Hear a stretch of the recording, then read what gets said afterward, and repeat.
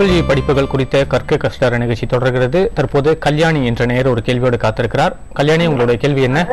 Sir நமஸ்காரங்க sir. என் பொண்ணு வந்து இப்ப தேர்ட் இயர் படிச்சிட்டு இருக்காங்க sir. Triple E third year படிச்சிட்டு இருக்கா. மேல படிச்சா நல்ல வேலை வாய்ப்பு இருக்கா, இல்லாட்டி ட்ரிபிள் இ பி மட்டும் படிச்சுட்டு வேலைக்கு போயிட்டு அதுக்கப்புறம் படிச்சா எப்படி எப்படி என்னங்கிறது ஒரே கன்ஃபியூஷனா இருக்குங்க சார். திரு நெடுஞ்செழியன்.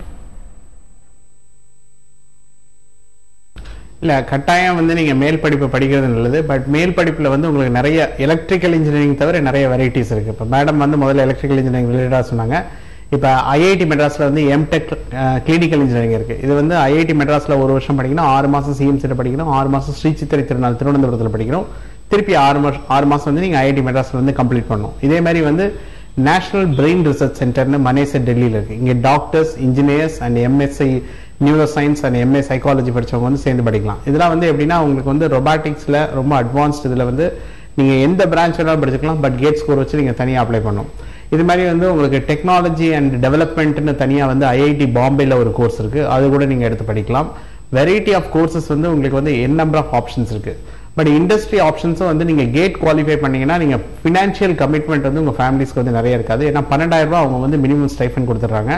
அதில் ஸ்டூடெண்ட் வந்து நீங்கள் ரிசர்ச் அசோசியேட் ப்ரோக்ராம்ஸ் வேறு இருக்குது. இப்போ நிறைய ஐஐடி ப்ரொஃபஸர்ஸ் வந்து ரிசர்ச் ஃபண்டிங் நிறைய வச்சுருக்காங்க. அதில் ரிசர்ச் அசோசியேட் எடுக்கிறவங்களுக்கு அவங்களும் ஒரு ஸ்டைஃபன் தராங்க. அப்படிங்கிறப்ப வந்து உங்களுக்கு ஃபினான்ஷியல் பர்டன் இல்லாமலே நல்ல மெரிட்டோரியஸ் ஸ்டூடெண்ட்ஸ் படிக்கக்கூடிய ஸ்டூடெண்ட்ஸாக இருந்தால் நீங்கள் இந்த மாதிரி ஆப்ஷன்ஸ் நீங்கள் சூஸ் பண்ணிங்கன்னா உங்களுக்கு நிறைய ஃபினான்ஷியல் சேவிங்ஸ் இருக்கும்.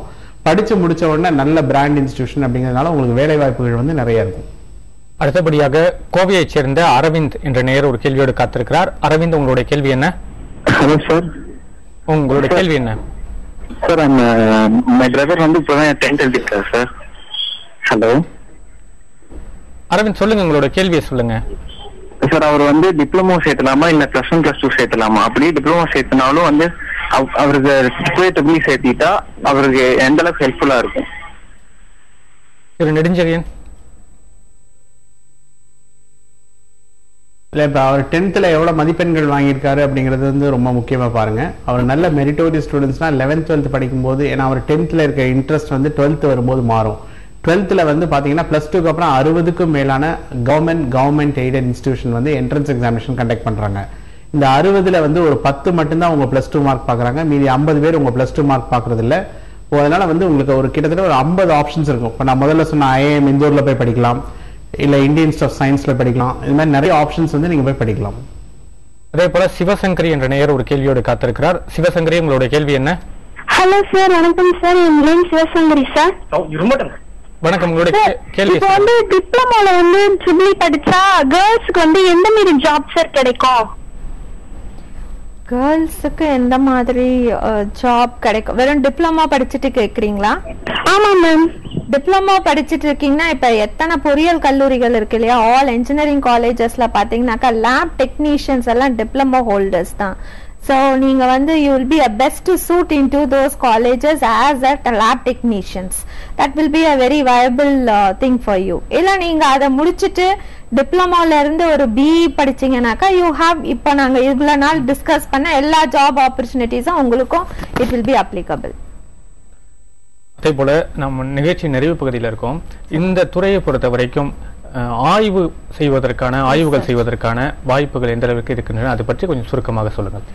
சார், ஃபர்ஸ்ட்ல இருந்து சொல்ற மாதிரி since this is a basic engineering என்றதுனால research opportunities are very wide in electrical and electronic engineering. இப்ப பவர் சிஸ்டம் எடுத்துக்கோங்க, transmission, distribution, transformer design R insulator design, எல்லா design மெத்தடாலஜிஸ்லயும் you have research opportunities in solar power or renewable energy resources. இந்த மாதிரி ஃபீல்ட்ஸ்ல எல்லாம் you have a lot of work. and power electronics and drives ன்னு எடுத்துக்கிட்டீங்கன்னா electronic vehicles, இப்போ automations, mechatronics, இந்த மாதிரி ஃபீல்ட்ல எல்லாம் பாத்தீங்கன்னா கூட electrical engineers are finding their opportunities to do research in that field also.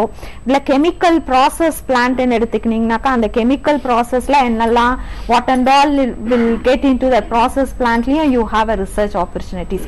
So electrical engineering என்றது சார் முன்னாடி ஒரு கூறுன்றது மெட்டீரியல் சயின்ஸ்ல இருந்து வந்தது அப்படின்னு சொன்னாங்க. அப்படின்னு பாத்தீங்கன்னா பேசிக் பிசிக்ஸ் கெமிஸ்ட்ரி, மேத்தமெட்டிக்ஸ், இது மூணோட கலவை வந்து எலக்ட்ரிக்கல் இன்ஜினியரிங் சொல்லலாம். ஸோ ஒரு ஃபண்டமெண்டல் சயின்ஸ் எங்கெல்லாம் ரிசர்ச் இருக்கோ அங்கெல்லாம் electrical engineers can do research. And இப்போ இந்த அசிஸ்டட் ரீப்ரொடக்டிவ்னஸ், இப்போ it is a very good field இப்போ வந்திருக்கிறது. இன்ஃபர்டிலிட்டி அப்படின்ற ஒரு இது, அதோடைய மூலம் ஃபர்ஸ்ட் பிரின்சிபல் பாத்தீங்கன்னா it's an electrical engineer who is doing that work there. ஒரு எலக்ட்ரிக்கல் இன்ஜினியரிங் உடைய யூஸ் இல்லாம you cannot have artificial reproduction at all. So the research opportunities for electrical engineering is very wide. You can either go into fundamental research like physics, chemistry, material research, nanotechnology or nanosciences, or in power sectors, or in automations, robotics பத்தி சொல்லிட்டு இருந்தாங்க.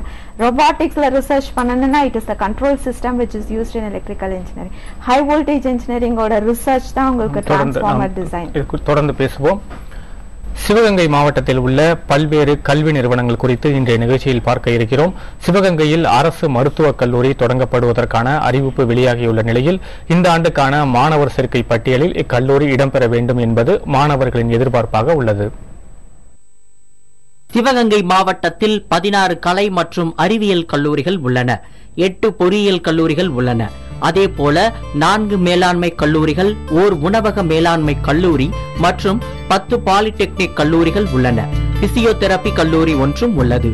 BEd மற்றும் DTEd படிப்புகளை 18 ஆசிரியர் பயிற்சி நிறுவனங்கள் வழங்கி வருகின்றன.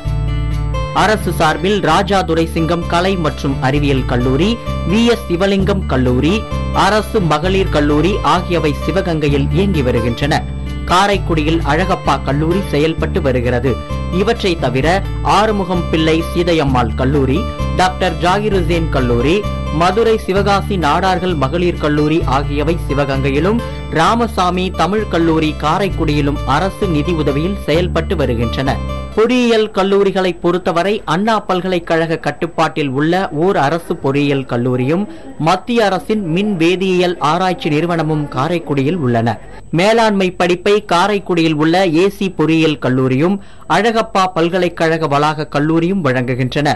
பாலிடெக்னிக் படிப்புகளை அரசு சார்பில் காரைக்குடியில் உள்ள அழகப்பா பாலிடெக்னிக் கல்லூரியும் அரசு நிதி உதவி பெறும் காரைக்குடி அண்ணாமலை பாலிடெக்னிக் கல்லூரியும் வழங்குகின்றன.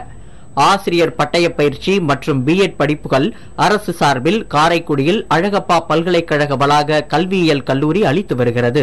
புதிய தலைமுறைக்காக ரமேஷ் உடன் ஃபெலிக்ஸ் கமல்ராஜ். EEE படிப்புகள் குறித்த பல்வேறு தகவல்களை நம்மோடு பகிர்ந்து கொண்ட அண்ணா பல்கலைக்கழக இணை பேராசிரியர் திருமதி கௌரிஸ்ரீ மற்றும் கல்வி ஆலோசகர் திரு நெடுஞ்செழியன், உங்கள் இருவருக்கும் மிக்க நன்றி. நேயர்களே, பல அண்மை செய்திகள் காத்திருக்கின்றன. தொடர்ந்து பாருங்கள் புதிய தலைமுறை.